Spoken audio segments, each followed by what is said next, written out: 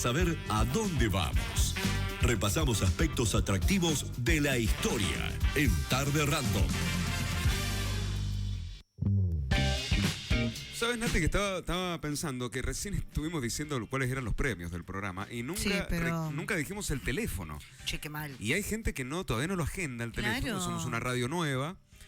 No somos como la LB10, ¿te acordás que tenía el 253.000 y lo tuvo durante 40 años, el 253.000, todo el mundo ya sabía cuál era, ¿viste? Bueno, de aquí a que la gente aprenda de memoria el celular de Radio Post, falta un tiempo largo todavía.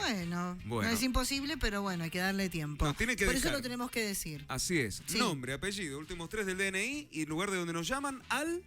261-329-2234. Ahí está. Quien ya está en línea es Paola Figueroa, nuestra historiadora, para hablar justamente de su materia. ¿Cómo estás, Pao? Bien, muy bien. ¿Cómo están? Buenas tardes. Bien, muy bien. Bueno, me pareció muy atinado el tema que me dijiste ayer que íbamos a tocar hoy, porque claro, uno habla de la Semana de Mayo, uno habla de los años venideros a 1810, uno habla de la independencia, bueno, habla de toda esta etapa formadora de la República Argentina, como la conocemos hoy en día en realidad, pero ¿y Mendoza qué? ¿Y cómo vivía Mendoza estos años de revolución, estos años de directorios, triunviratos, bla, bla, bla, hasta llegar a 1816, Pau?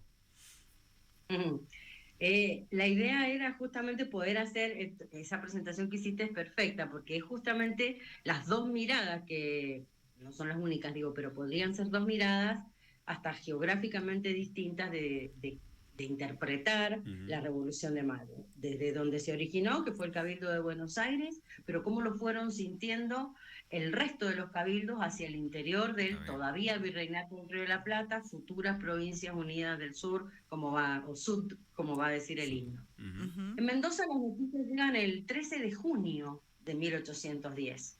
O sea, ya había pasado casi un mes de los sucesos de Buenos Aires, y en Buenos Aires ya habían pasado un montón de cosas que no van a llegar con las noticias del 13 de junio. ¿Cómo llegaban las noticias? Hagamos ese parate porque hay gente que no sabe, ¿no? ¿Por qué demoraba tanto en llegar la noticia? Perfecto. Las noticias venían con enviados especiales, en este caso específico, ¿no?, del Cabildo de Buenos Aires, pero con la Junta ya formada revolucionaria, a caballo, a mula, se van a usar para avisar hacia el norte, digamos, hacia Salta, hacia Jujuy, hacia las provincias que componían el Alto Perú.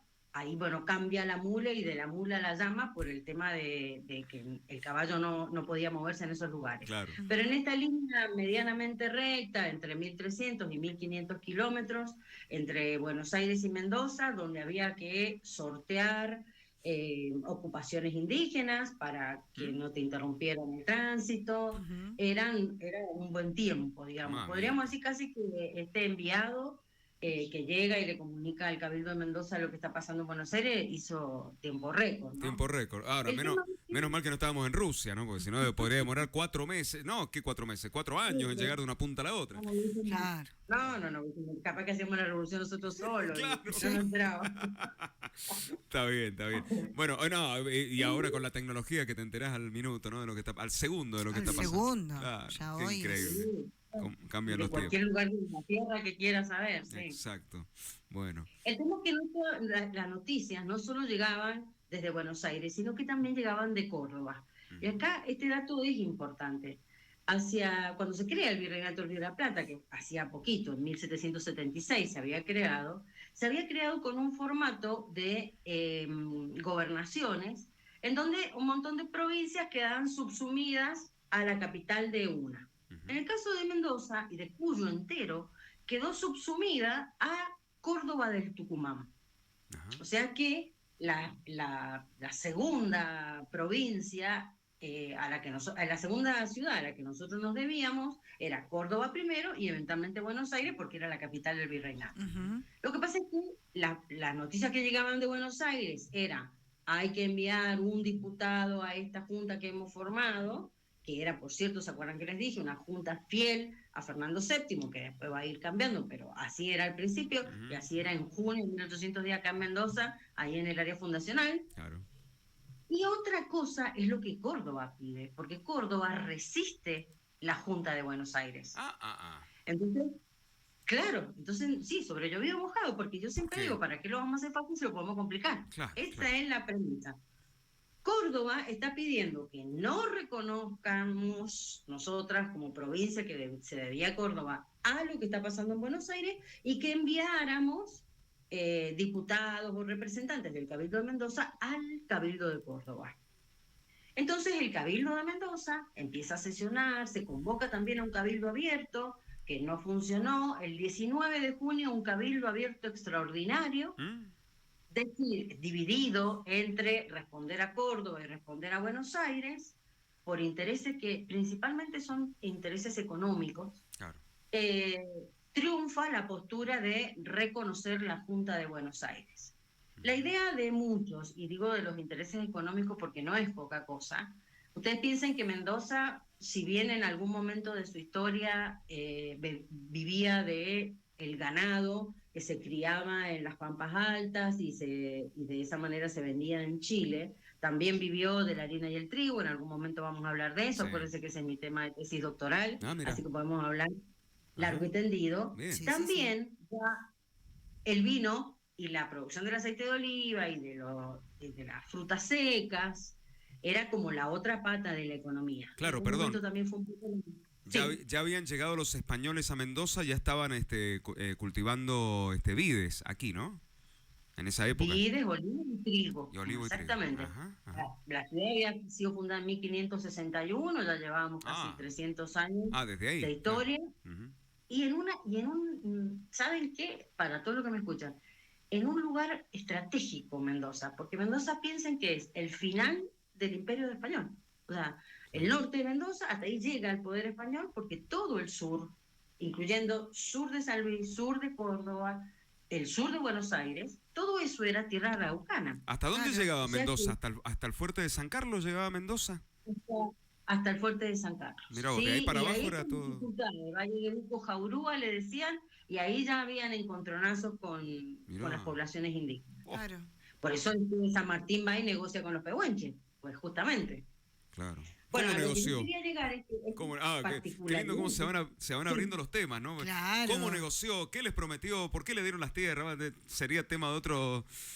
para otra salida, sí. Obviamente. Yo creo que el jueves que viene sí, vamos a hablar de la revolución en Mendoza y San Martín en Mendoza. Claro. Digo, que lo merece en parte. Yo lo que quería marcar acá es que esta particularidad que tiene Mendoza explica también por qué la decisión de apoyar a Buenos Aires. Claro. Si bien llevábamos 300 años de un comercio con el puerto de Valparaíso y lo hacíamos bien, y de eso de alguna manera se las arregló y vivió Mendoza, encontrar una salida por el puerto de Buenos Aires era mucho más amigable que cruzar la cordillera. Sí, más fácil. Entonces, si bien tenían un montón de dificultades, porque eran 1.500 kilómetros y cruzar la cordillera eran 400, 500, ponerle con alguna dificultad, era como más seguro. ¿Por qué? Porque ahora ya dependíamos directamente de Buenos Aires. Las posibilidades de obtener beneficios económicos eran más reales que depender de Santiago de Chile. Entonces no es casual que haya primado, digamos, el interés económico en esta pequeña. Eran 46 los invitados a ese cabildo abierto, imagínense. Eran 450 en Buenos Aires. Acá eran 46 los blancos que podían asistir a ese cabildo abierto. Y bueno, fueron esas 50 personas las que decidieron, y 50 que estaban divididas, las que decidieron que finalmente nos incorporáramos a la revolución en Buenos Aires. Y se va a enviar a Bernardo Ortiz como el diputado por el Cabildo de Mendoza. Bernardo Ortiz, el de la calle. El de la calle, claro. De Godoy Cruz. Exacto. El de alguna escuela, el de alguna plaza, el pobre Bernardo Ortiz. Claro. Él es el que va a ser enviado. Y el mandato es, bueno, vamos a sumarnos a esta junta de gobierno conservadora de los derechos del rey cautivo. ¿Sí? Pero lo que hay en el trasfondo, eso me interesa, porque económicamente Mendoza siempre ha sido un lugar estratégico. Piensen que esto que hoy hablamos del Puerto Seco en Mendoza es porque lo que va de un puerto a otro, de Buenos Aires a Valparaíso, tiene obligatoriamente que pasar por Mendoza. No le pasó eso a San Juan, no le pasó, bueno, a Neuquén menos, porque todo eso era tierra indígena. Podríamos haberlo disputado en algún momento con San Juan, pero no, la prioridad siempre la tuvo Mendoza. Y ni hablar que a principios del siglo XIX, cuando San Martín toma esta decisión clave de que él va a armar el Ejército Libertador con sede en Mendoza, siendo él gobernador e intendente de Cuyo. Ya no depende ni de Córdoba ni de Buenos Aires. Él es el gobernador de Cuyo y junto con sanjuaninos y chilenos, bueno, se arma el Ejército Libertador. Eso es lo que yo quisiera compartir con todos ustedes el jueves que viene. La verdad que sí, San Martín en Mendoza se merece un capítulo aparte. Y tampoco fue al azar que San Martín eligió Mendoza para instalarse, porque habida cuenta lo que estás diciendo, ¿no? Un lugar estratégico, claro. Chile está a un paso para cruzar, bueno, todo eso. Claro, tenía todas las condiciones. De ninguna manera, y si bien está la parte más alta de la cordillera de América, acá, con la Concagua, San Martín hace todo un trabajo previo para asegurar que los 5.000 soldados en esas 7 columnas que él va a ir estableciendo van a poder cruzar con mínimo riesgo, digamos, no es que no existieran los riesgos, pero ese mínimo riesgo suponía conocer el camino del Inca, por ejemplo. Claro. Los incas iban y no tenían, o sea, tenían un conocimiento de la cordillera del cual Álvarez Condarco, el propio Barcala, van a ir ayudándolo a San Martín a que conozca y le digan, bueno, mira, por acá es más probable que pueda pasar una mula cargada de vino, de aguardiente, cargada de harinas, cargada de charqui. Y la gente caminando, obviamente, ¿no? Bueno, genial. Pau, en la semana que viene entonces vamos a volver a vos y nos vas a empezar a contar un poquito más de San Martín, ¿te parece? Un gusto, como siempre. Bueno, gracias, Pau. Un abrazo grande, Pau. Hasta luego. Gracias. Gracias, otra voz. Un gusto, chau. Bueno, ahí estaba Paola Figueroa con nosotros con una coreografía, una iluminación bastante interesante ahí en la casa Paola. Le lo debe haber puesto a propósito. 14:34, nosotros también tenemos nuestra iluminación acá. Sí.